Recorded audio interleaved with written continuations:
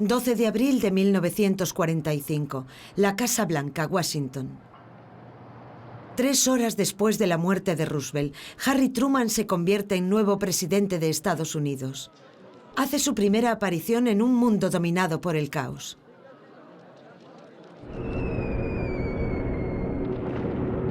En abril de 1945, el país sigue en guerra con Hitler y con Japón.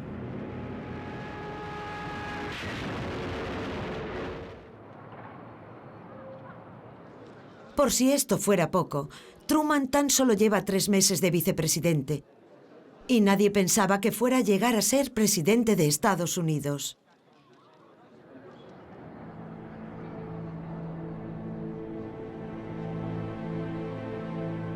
Era vendedor de camisas y corbatas en Missouri.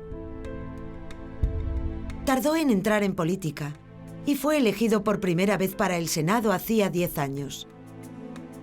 Roosevelt lo eligió como vicepresidente, pero no por sus capacidades.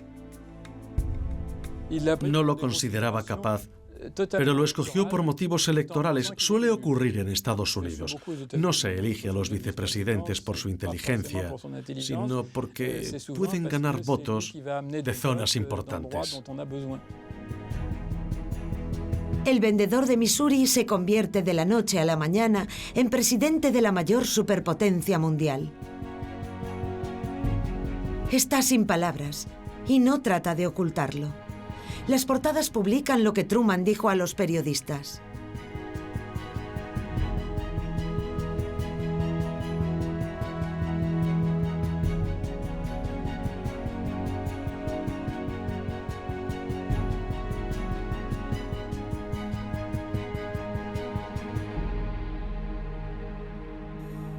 Aún hoy, el nieto de Truman recuerda que su abuelo nunca fingía ser el hombre adecuado para el puesto.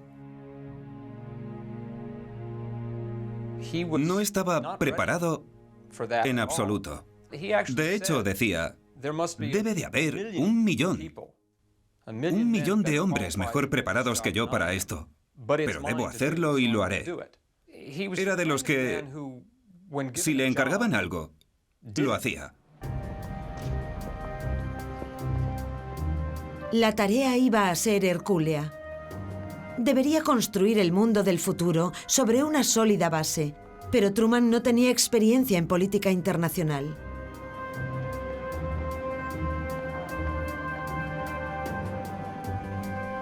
En sus 3 meses como vicepresidente, solo se había reunido con Roosevelt en privado 2 veces. Y Truman no sabía nada. Mi abuelo tendría que haberlo implicado más. Me pregunto si mi abuelo sabía hasta dónde llegaba su salud. Creo que era consciente de que empezaba a perderla y le costaría asumir que debía involucrar más a Truman.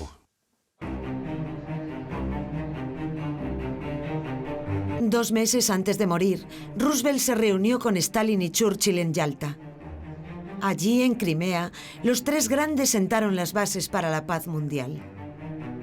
Pero los acuerdos logrados eran complejos y muy ambiguos, y cada uno de los aliados había jugado sus propias cartas.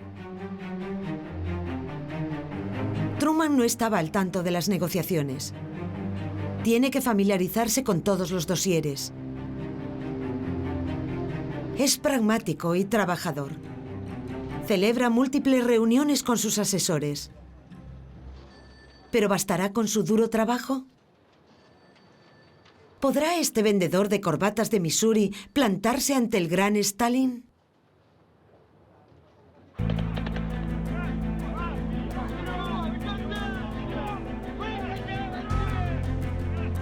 Un mes después del ascenso de Truman, los aliados ganan la guerra en Europa.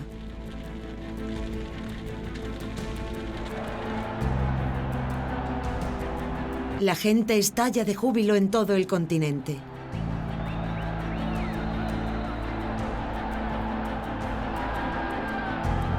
Frente a Buckingham Palace en Londres, la multitud saluda a Winston Churchill. Es aclamado como un héroe. Pero incluso en ese momento de euforia, Churchill parece alicaído. Su sonrisa parece ser forzada. En sus memorias escribió: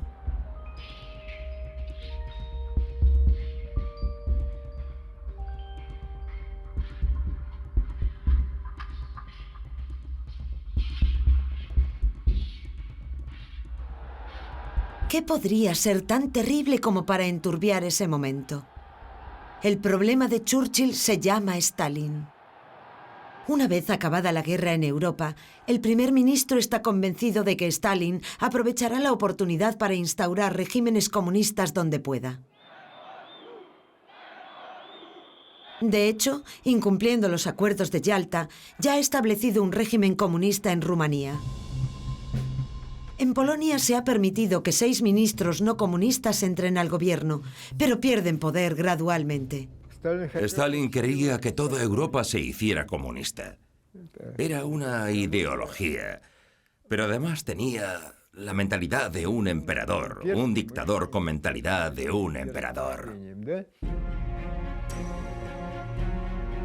El primer ministro británico trata de advertir a Truman, pero el nuevo presidente no muestra interés. De momento, Truman pretende respetar los acuerdos firmados por Roosevelt. No dirá nada en contra de su aliado comunista. A Churchill tan solo le queda esperar que Truman descubra por sí solo lo que esconde el líder soviético. Pronto surgirá la oportunidad.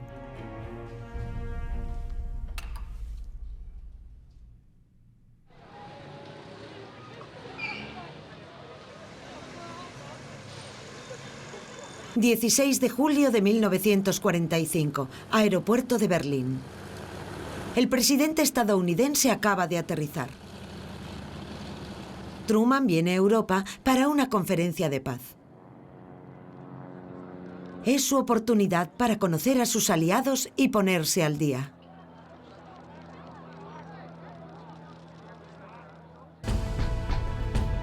La reunión tendrá lugar en Potsdam, no muy lejos de Berlín.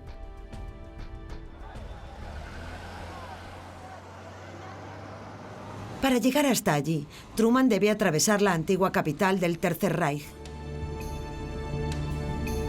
Berlín es una ciudad en ruinas.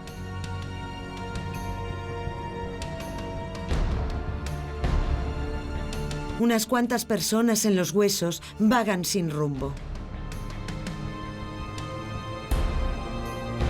La desoladora estampa caló en Truman y lo convenció de que tenía que ayudar a Alemania a levantarse. Esa noche escribió en su diario: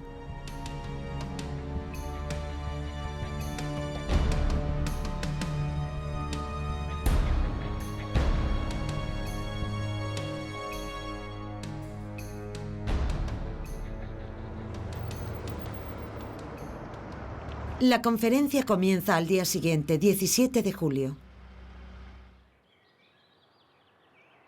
Aquí, en el castillo de Seligenhof, Truman, Stalin y Churchill se reúnen por primera y única vez.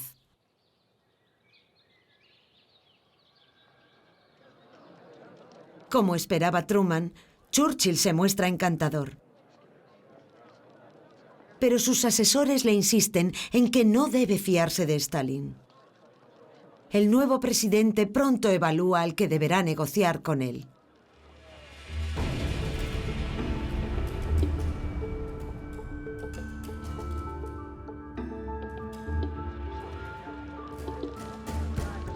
Por su parte, a Stalin no le preocupa Truman, al que considera como un modesto vendedor de Missouri. Stalin sabe muy poco sobre Truman porque no ha jugado todo el partido. Sus espías no le habían hablado mucho de él y por lo que le habían dicho consideraba que era insignificante, débil y fácilmente influenciable. Pero Truman se aferra a sus principios. Contra todo pronóstico, y a pesar de su falta de experiencia, el presidente estadounidense sabe mantenerse firme. No se amilana ante Stalin.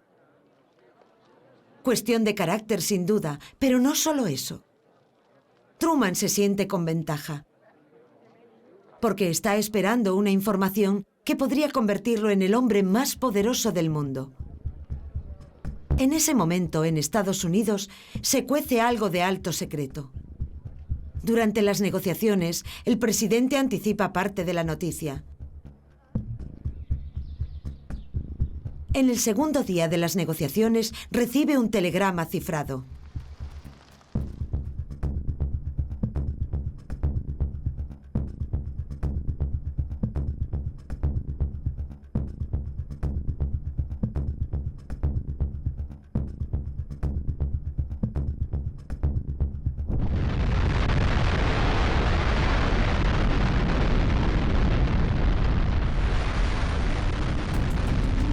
El pequeño en cuestión es la primera bomba atómica.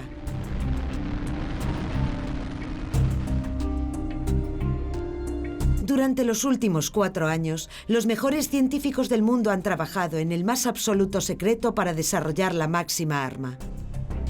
La operación se llamó Trinity. La primera prueba nuclear de la historia es un absoluto éxito. La explosión equivalía a detonar 21 kilotones de TNT. Jamás se había logrado tal poder de destrucción. Una sola arma sería capaz de destruir a toda la humanidad. Tras un breve titubeo, Truman decide advertir a Stalin. Está claro que son malas noticias. A partir de ahora, la Unión Soviética está en situación de inferioridad.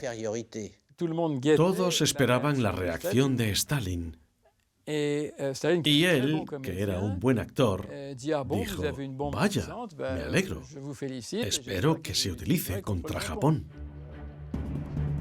¿Pero realmente Stalin no sabía nada? A pesar de las estrictas medidas de los estadounidenses por ocultar su proyecto, los espías rusos se habían infiltrado en la base de Los Álamos, donde se desarrollaba la bomba atómica. Entre ellos Klaus Fuchs, un físico alemán que huyó de los nazis. Pero Fuchs, un ferviente comunista, es un espía para la Unión Soviética. Los 2 últimos años, el científico ha estado pasando todos los planes de la bomba atómica a los rusos. Gracias a ellos, la Unión Soviética ha comenzado a desarrollar su propia bomba nuclear.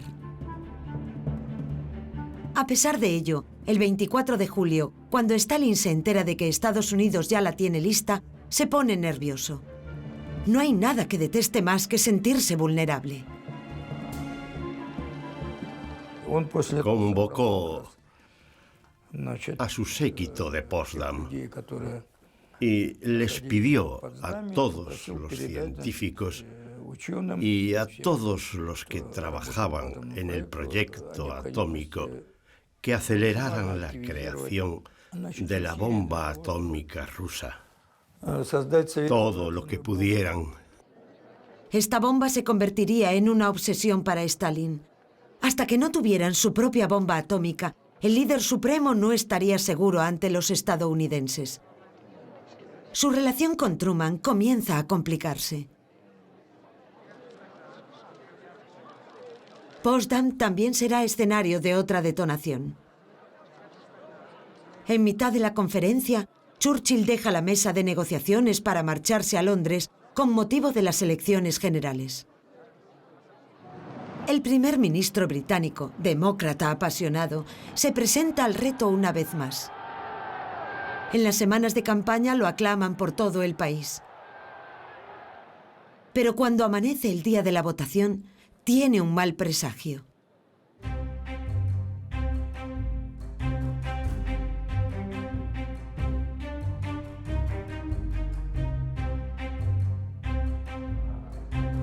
El presagio de Churchill se cumple.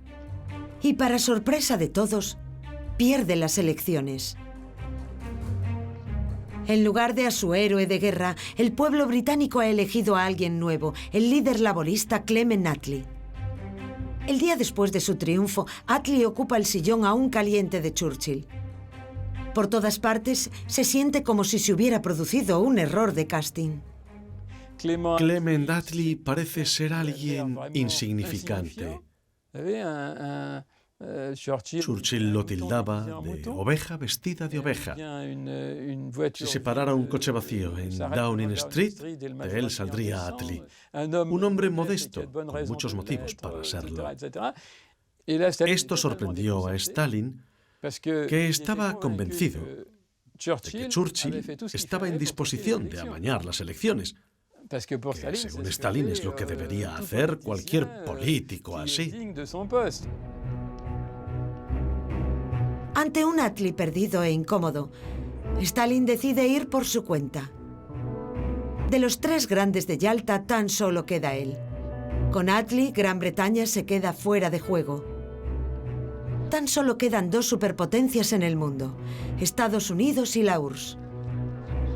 Truman y Stalin se reúnen en persona. No tardan en surgir las diferencias entre los dos y su relación se vuelve polémica.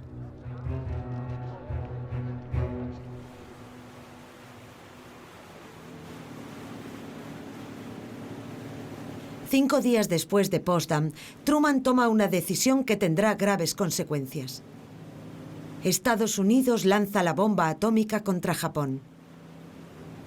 Esto eleva la tensión con Stalin.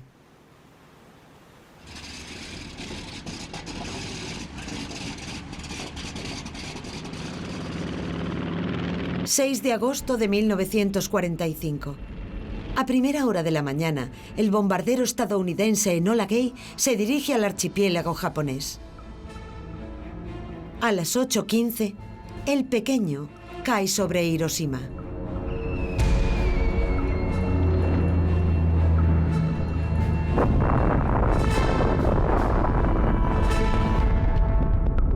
Una enorme nube en hongo cubre la ciudad.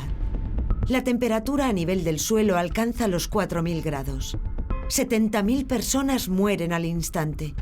La ciudad queda reducida a cenizas y polvo.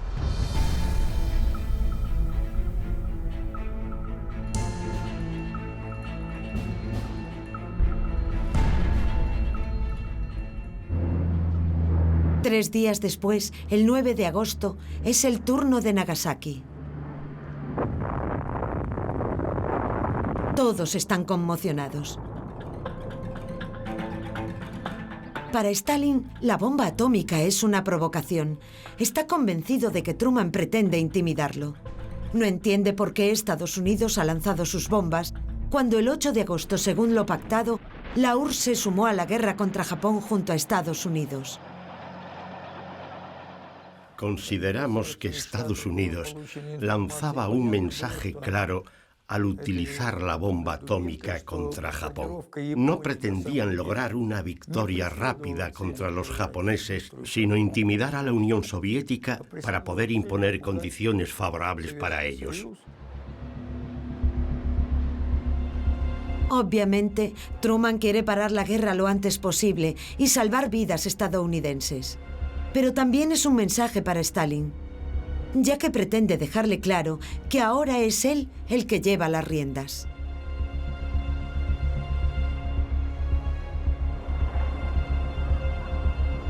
A partir de ahí, Stalin quiere saber con qué margen cuenta con Truman y decide tantearlo. En Yalta, a Stalin le prometieron territorios a cambio de unirse a la guerra contra Japón. La isla de Sajalín, las islas Kuriles, Dairen, Port Arthur y el ferrocarril de Manchuria. Pero ahora Stalin reclama que le dejen ocupar la isla de Hokkaido. Stalin explica en un telegrama a Truman: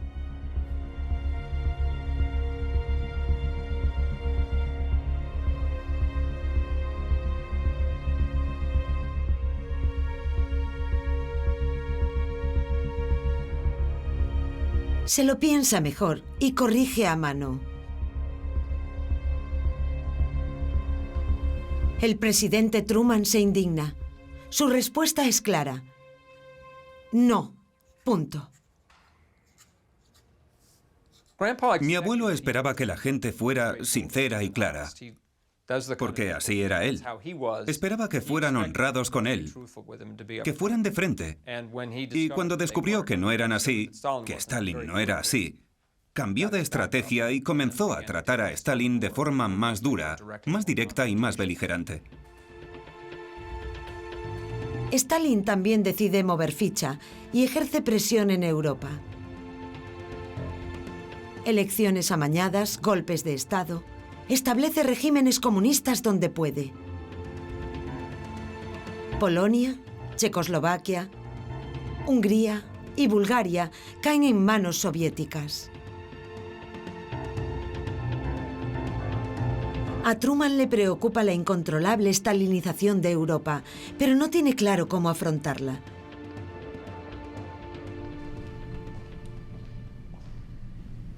El telegrama que recibe el 22 de febrero de 1946 lo cambia todo. Lo envía George Kennan, un diplomático que trabaja en Moscú. Kennan ha podido observar cómo funciona Stalin.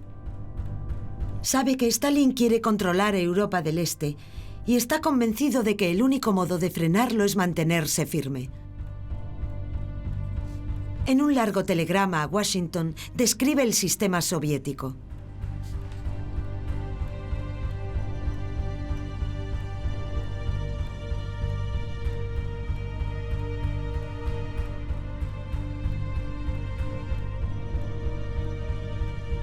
Kennan explica que no tiene sentido apaciguar a Stalin.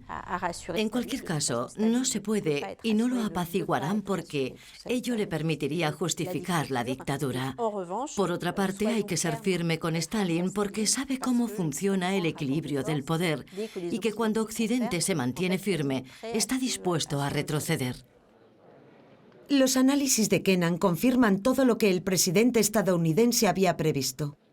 Por ello, cambia su táctica drásticamente. Truman se deshace de los asesores de Roosevelt, a los que considera demasiado tolerantes con la Unión Soviética, y nombra a cargos nuevos. Kennan fue pronto elegido como asesor especial en la Casa Blanca. A Truman le queda un problema: explicar estos cambios al pueblo estadounidense. Será una operación delicada, porque a los ojos de sus ciudadanos, Stalin es un gran aliado, ya que los ayudó a ganar la guerra contra Hitler. La prensa siempre lo aclamaba como un héroe. Durante 4 años habían repartido propaganda de guerra que mostraba a Stalin como amigo de los niños y el gran aliado que ayudaría a Estados Unidos a ganar la guerra. Esta propaganda dio resultado y Stalin era muy popular en el país. Pero al presidente Truman se le ocurre algo. Recurrirá al anterior primer ministro británico para que dé las malas noticias. Churchill conserva todo su prestigio y nadie dudaría de su palabra.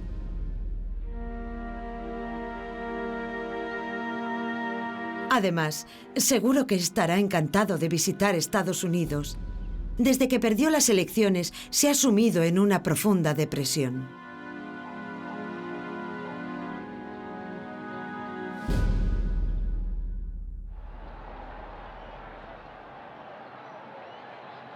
El 5 de marzo de 1946, la población de Fulton, Missouri, da la bienvenida al anterior líder británico aclamándolo. Hace un precioso día de sol. Truman lo recibe en su tierra natal, rodeado de alegría. Truman es consciente de que Churchill revelará algo importante, pero finge que no sabe nada. Minutos después, en la Universidad de Fulton, Churchill pronunciará un discurso que dejará al público y a todo el mundo sin palabras. From Stettin in the Baltic to Trieste in the Adriatic, an iron curtain has descended across the continent. Al nombrar ese telón de acero, todos protestan, están conmocionados. ¿El bueno del tío Joe?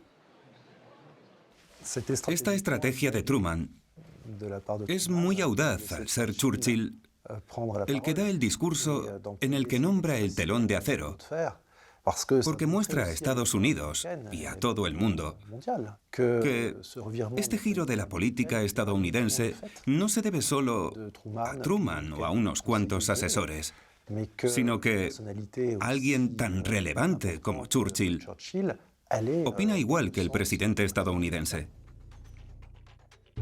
Los antiguos admiradores de Stalin en Estados Unidos no tardaron en considerarlo un peligroso tirano. Para la Unión Soviética, el discurso de Fulton era una puñalada por la espalda. Stalin enfureció. Algunos intelectuales cercanos al Kremlin se unieron contra Churchill.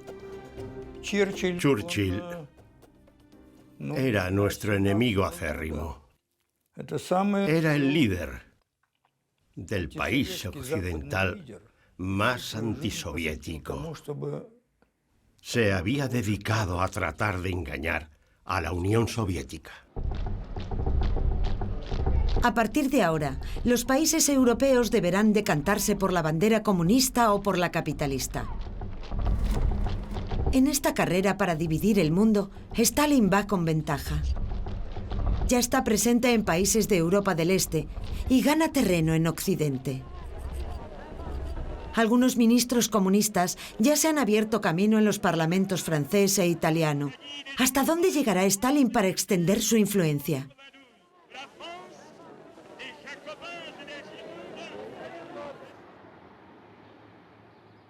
Esta pregunta persigue a Truman. Es consciente de que, en este pulso con Stalin, va un punto por detrás, por la pobreza.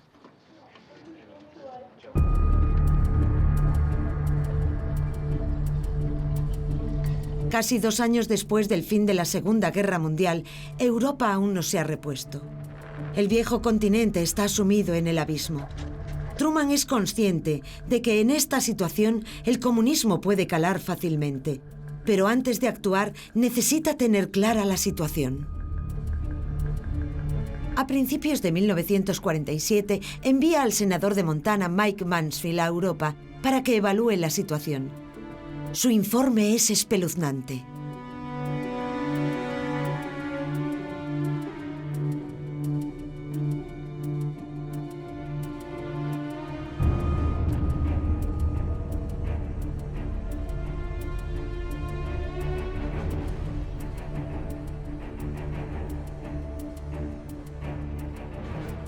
Tras leer el informe, Truman tiene una nueva convicción. Si no acude en ayuda de Europa, Stalin tendrá rienda suelta en el continente. Pone en marcha un plan de rescate para Europa y se lo encarga al secretario de Estado, el general George Marshall. Materias primas, maquinaria, toneladas de equipamiento cruzan el Atlántico. Pero, tras esta fachada de generosidad, el Plan Marshall también pretende relanzar la economía estadounidense. Era una forma de reimpulsar el comercio estadounidense. No se puede ser el único rico en el mundo, se necesitan socios ricos. Y, por extensión, si Estados Unidos, que se había beneficiado con la guerra, no podía comerciar con otros países, porque esos países no se podían permitir comprar nada, entonces disminuiría la riqueza estadounidense. El Plan Marshall es también una estratagema política para desestabilizar a Stalin, ya que la ayuda estadounidense está destinada a todos los países europeos, incluidos a los del Este. Por supuesto, los países del Este, bajo la protección de la Unión Soviética, necesitan ayuda como Polonia o Checoslovaquia, a las que ofrecen el Plan Marshall. Finalmente se impone el conflicto de ideologías. El Plan Marshall se vio como una jugada imperialista de Estados Unidos para subyugar a la Europa occidental. Era del todo inaceptable para Stalin. Los países del Este a los que tentaba la idea de la ayuda estadounidense tuvieron que olvidarse de ella. 16 países, todos occidentales, recibieron ayuda estadounidense. Francia, Reino Unido e Italia fueron los mayores beneficiarios. A mediados de 1947, el telón de acero de Churchill es una realidad.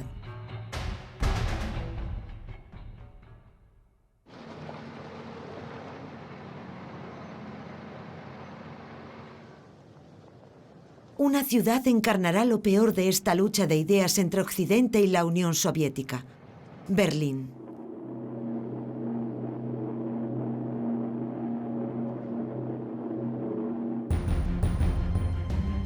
La capital alemana se sitúa en el corazón de la zona de ocupación rusa, pero está ocupada por 4 potencias aliadas: Estados Unidos, Gran Bretaña, Francia y la Unión Soviética.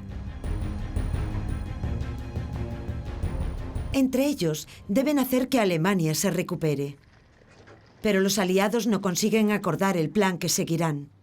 La prioridad soviética es la indemnización de guerra. La URSS está arruinada. Como se previó en los acuerdos de paz, los rusos cobran la indemnización en especie y desmantelan la industria alemana. Fábricas enteras fueron desmanteladas y trasladadas a la Unión Soviética para ser montadas de nuevo, mientras los estadounidenses reconstruyen. Como se acordó en el Plan Marshall, los estadounidenses le dieron a Alemania 16.000 millones de dólares. Sin embargo, nosotros no dimos nada, pero no podíamos darles nada. No teníamos nada, no podíamos competir.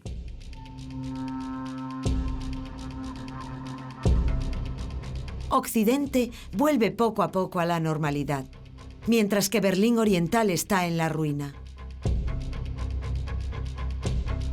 Los americanos quieren ir más allá e introducen medidas extensas para revitalizar la economía alemana. Pero Stalin se opone. Quiere mantener el statu quo. Lo que quiere Stalin es un nivel parecido de sufrimiento en ambas partes de Berlín y que los habitantes aislados de Berlín Occidental estén bajo influencia de Alemania Oriental. Ese enclave capitalista en medio de un mar comunista es insoportable. Para salir de este impasse, las potencias europeas solo ven una solución: unir sus zonas de ocupación. Sin duda, esto enfadará a Stalin. ¿Pero hasta qué punto? ¿Podría declarar una guerra? Antes de nada, Occidente necesita información. Y solo hay una forma de lograrla: el espionaje. Por desgracia, al principio de la Guerra Fría, los servicios secretos de Estados Unidos son en todos los ámbitos inexistentes. Debemos recordar que durante la Segunda Guerra Mundial, en 1942, la administración de Roosevelt había creado el Servicio de Información OSS, pero dejó de funcionar tras el fin de la guerra en 1945. Así que entre 1945 y 1947, Estados Unidos no disponía de un servicio de inteligencia como tal. En verano de 1947, Truman decide crear un nuevo servicio de inteligencia que pronto se conocerá en todo el mundo: la CIA. El antiguo almirante Henry Hillenkoetter es nombrado jefe. Se enfrenta a la tarea de reclutar y formar a los espías en muy poco tiempo. El problema es que necesita espías que hablen ruso. Y aparte de los propios rusos, poca gente habla ruso. Para este exagente secreto británico, este era un gran obstáculo. El problema era si podías confiar tus secretos a alguien nacido en Rusia, porque nunca te asegurarías de que realmente no estuviese con el otro bando trabajando para los rusos. Hillenkoetter no pierde el tiempo. Pragmático, sabe que los encontrará entre sus recientes enemigos. Reinhard Gehlen, antiguo nazi y jefe de inteligencia de la Wehrmacht en el este, es reclutado por la CIA. Gehlen conoce el mundo comunista en detalle. Se convierte en el cerebro del espionaje estadounidense en Alemania. ayuda a reclutar a cientos de antiguos nazis para la CIA. Nadie se opone en América. Lo único que le importa a Truman es bloquearle el camino a Stalin. Han cambiado las tornas. En la Guerra Fría el enemigo no era Alemania, sino la URSS. Así que, ¿por qué no emplear a anticomunistas acérrimos? Está claro que los nazis odiaban a muerte a los comunistas. ¿Por qué no? Nos encontramos en medio de la Realpolitik.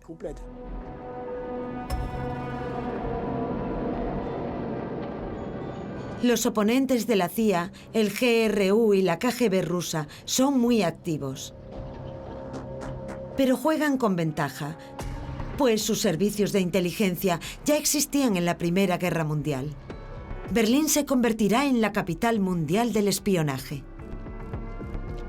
En la calle, en las oficinas, en el ejército, todo está lleno de espías.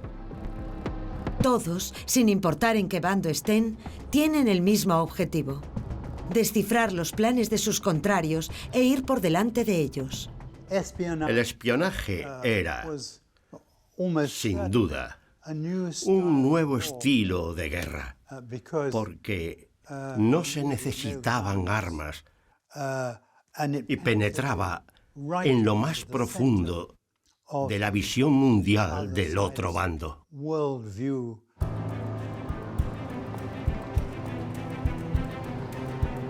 Como había pedido Truman, Gehlen y sus hombres tratan de descubrir cómo reaccionaría Stalin si Occidente uniera sus zonas de ocupación en Berlín. En la primavera de 1948, los espías alemanes creen saber la respuesta.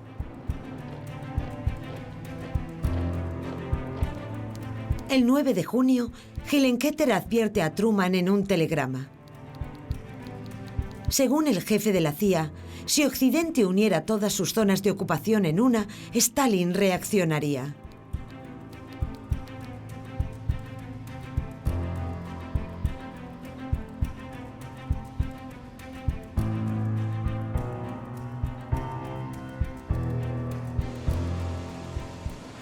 Es la señal que los aliados esperaban. 4 días después del telegrama, los estadounidenses, británicos y franceses crean una nueva moneda para su zona, el Deutschmark. Stalin la considera un símbolo del capitalismo y una provocación. Debe hacer algo. Como habían previsto los espías alemanes, el líder soviético recurre a las represalias económicas.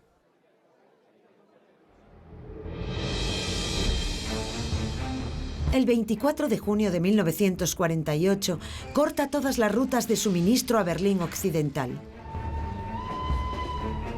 Bloquea las carreteras que unen Alemania Occidental con Berlín Occidental. 2,5 millones de habitantes de Berlín quedan atrapados. Sin provisiones, no sobrevivirán mucho tiempo. En Washington, algunos asesores de Truman le piden que respondan con la fuerza. Pero el presidente se inclina por otra opción: aprovisionar a la ciudad desde el aire. No quería una guerra abierta con los soviéticos. Es lo último que quería. Pero tampoco quería parecer débil, porque si dejas que los soviéticos bloqueen Berlín,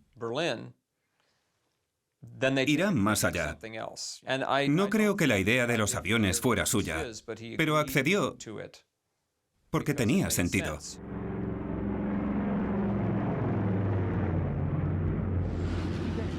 Cuatro días después del bloqueo, aviones de carga enormes sobrevuelan Berlín.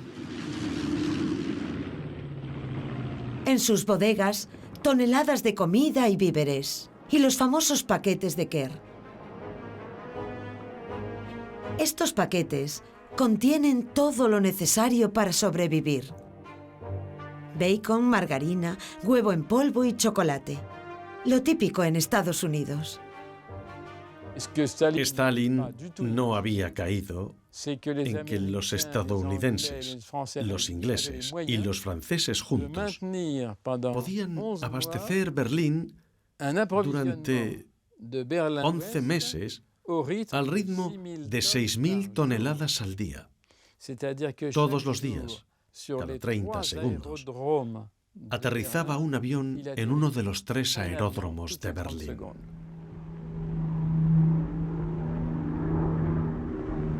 Durante un año, los berlineses ven sobrevolar los aviones sobre sus cabezas.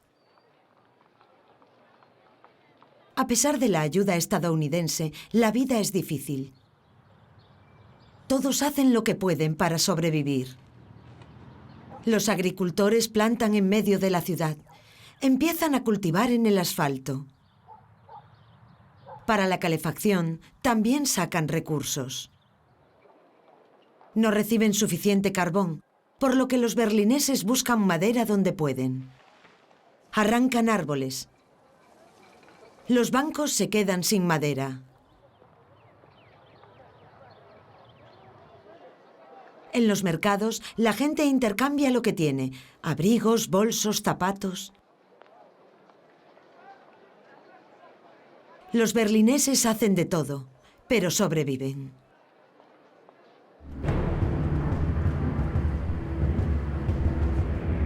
Estados Unidos está decidido a mantenerse firme a cualquier precio. Como predijo Gehlen, Stalin no da la orden de atacar a los aviones estadounidenses. No estaba preparado para una guerra porque Estados Unidos tenía la bomba atómica. La Unión Soviética no podría enfrentarse a otra guerra. 20 millones de rusos habían muerto en la Segunda Guerra Mundial. Asumiendo haber perdido el pulso político, Stalin levanta el bloqueo el 12 de mayo de 1949. La gente lo celebra por todo Berlín Occidental. Para el líder comunista es una humillante derrota. El modesto comerciante de Missouri había vencido al hombre más temido del planeta. En sus memorias, Truman no puede ocultar su alegría. Sabe que ha logrado una importante victoria en su lucha contra Stalin.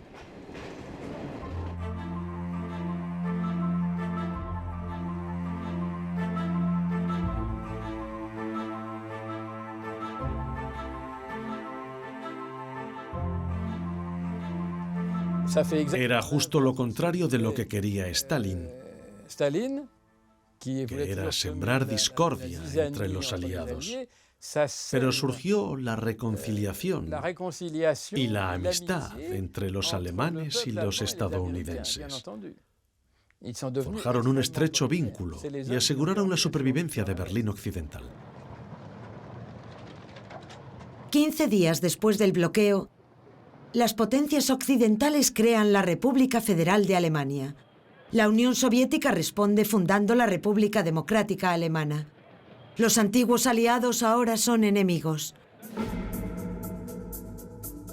En la Casa Blanca, Kennan está asustado. Se muestra previsor y escribe: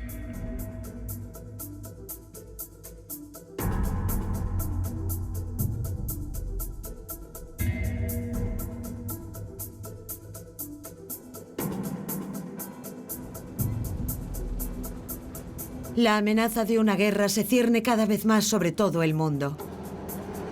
Stalin aún no se ha repuesto del desastre del bloqueo y quiere recuperar la confianza. De nuevo sus esfuerzos le hacen dar un giro.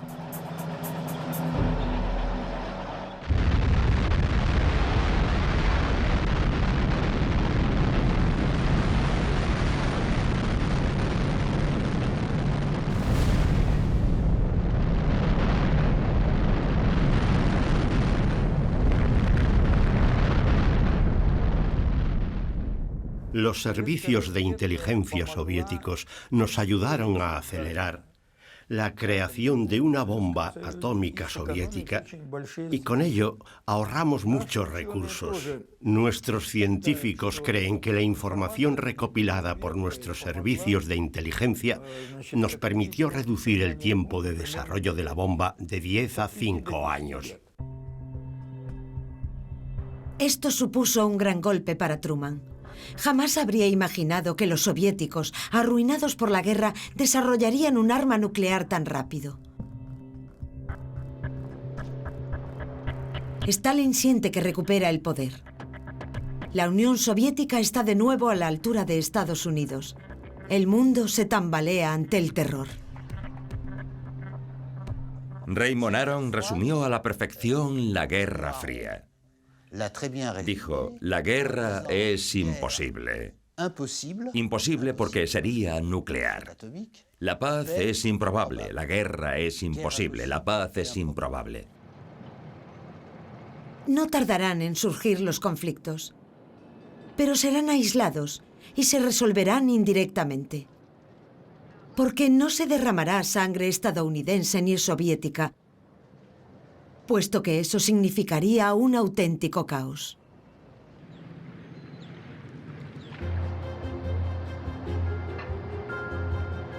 El primero de los conflictos que surgió tras la Segunda Guerra Mundial se produjo en un pequeño país que pocos rusos o estadounidenses podrían localizar en el mapa: Corea.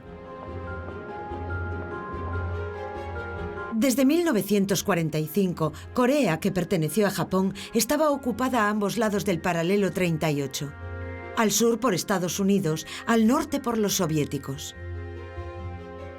Desde entonces, el líder comunista de Corea del Norte, Kim Il-sung, pretendía reunificar el país.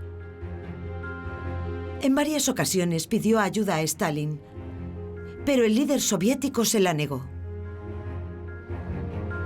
Sin embargo, el 12 de enero, el líder supremo cambió de opinión. El motivo fue una frase pronunciada por Dean Acheson, secretario de Estado de Estados Unidos. En su discurso sobre las ambiciones militares de su país, Acheson dijo: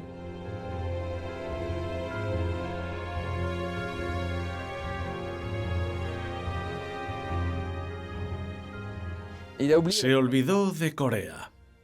El peor error que podía cometer. Estaban Taiwán, Japón, Filipinas, todo menos Corea. Un fallo extraño para alguien con la experiencia de Acheson.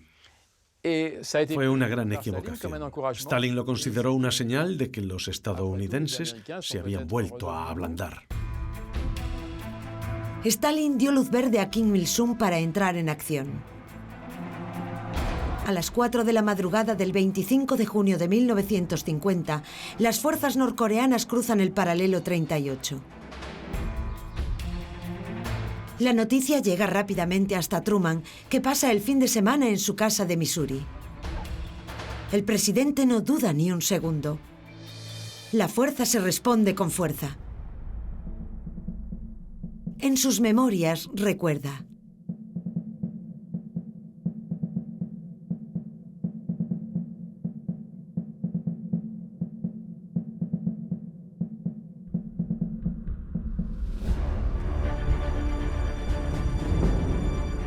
Estados Unidos no estaba preparado para un ataque a Corea, donde no tenía tropas.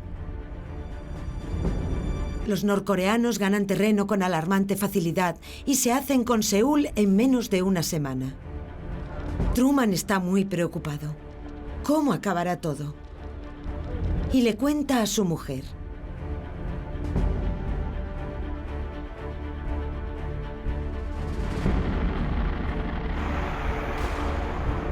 Truman no tendrá que recurrir a la bomba atómica, ya que cuenta con otra arma secreta en forma de hombre: el general MacArthur.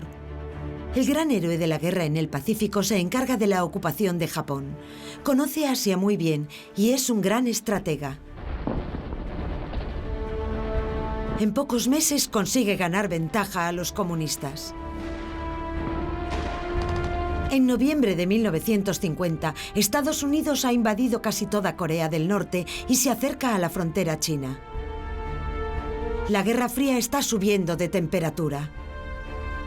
La vecina China se había hecho comunista en 1949. Mao envía a 500.000 voluntarios chinos en ayuda de sus hermanos norcoreanos. Una vez más, vemos la prudencia de Mao ante el conflicto.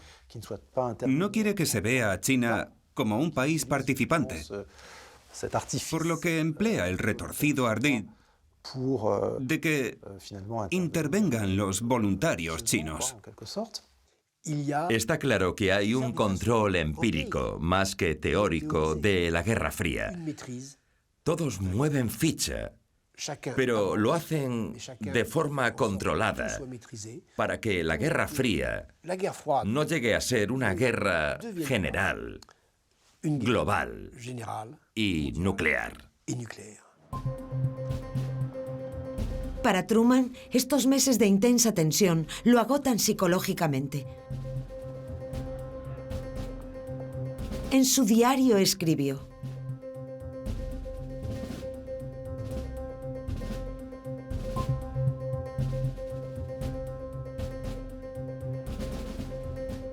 el presidente se refiere a la Casa Blanca como la prisión blanca.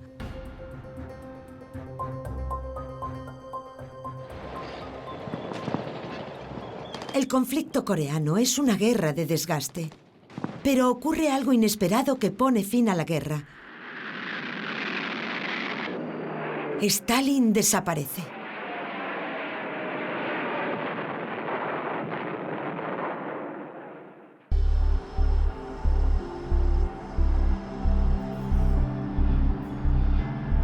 ...1 de marzo de 1953... Kuntsevo-Dacha, cerca de Moscú.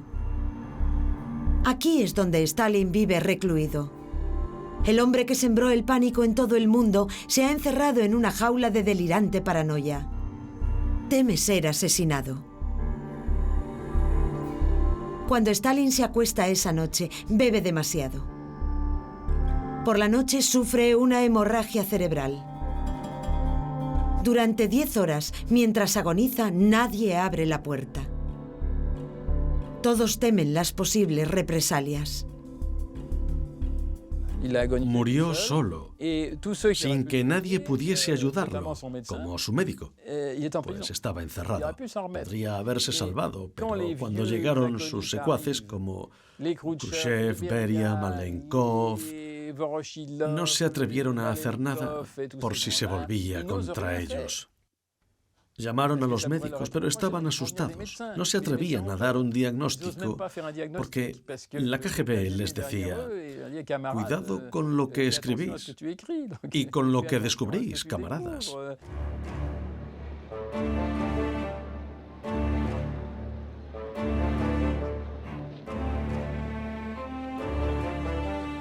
Tras 4 días agonizando y sin tratamiento, Joseph Stalin muere el 5 de marzo de 1953.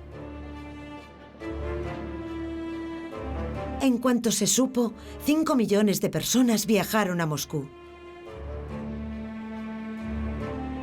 Querían ver los restos del hombre que, durante más de un cuarto de siglo, decidió si vivirían o morirían.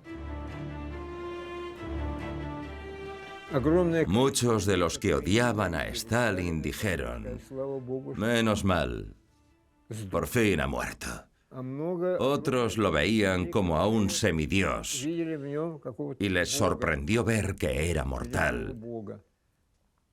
Pero la mayor preocupación de todos era: ¿y a partir de ahora qué? El mundo está conmocionado. Mientras que Molotov y el círculo de Stalin transportan el féretro, todos se preguntan por el futuro. En Moscú, en Londres y Washington, todos esperan que el fin del dictador soviético sea el fin de las tensiones políticas. Pronto verán que no es así. 8 años de continuo conflicto latente entre Estados Unidos y la Unión Soviética han conformado el mundo de tal forma que no es fácil cambiarlo. La Guerra Fría de Stalin y Truman dominará y atemorizará a la humanidad durante casi 40 años.